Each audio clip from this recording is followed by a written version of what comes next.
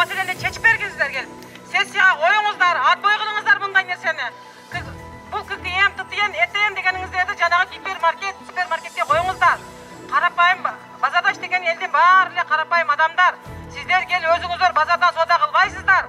Бизге жалаң эле өзүбүзгө окшогон айылдан келген адамдар соода кылышат. Өз акатыбызды кылып атабыз.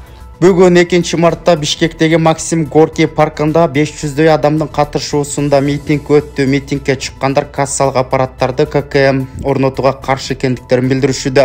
Ошондой эле митингтің катышуучулар министрлер кабинетінің басшысы Акылбек Жапаровдун отставкасын талап кылып жатышат. Митингке негизинен соодагерлер чыгышкан, алар өлкө башчысы Садыр Жапаровдун келишин талап кылып жатышканы айтылат. Өлкө башчысы Садыр Жапаров бүгүн 2 мартта Коргоо министрлигинин Балыкчы шаарындагы полигонунда пландалган тактикалык машыгууларга көз салды. Бул тууралуу президенттин администрациясынан кабарлашты. Машыгуулардын жүрүшүндө Коргоо министрлигинин түзүмдүк бөлүмдөрүнүн чет жакадагы жана калктуу конуштагы мыйзамсыз куралдуу түзүлүштөрдү бөгөт коюу, жок кылуу боюнча көрсөтмөлүү практикалык аракеттерди чагылдырды.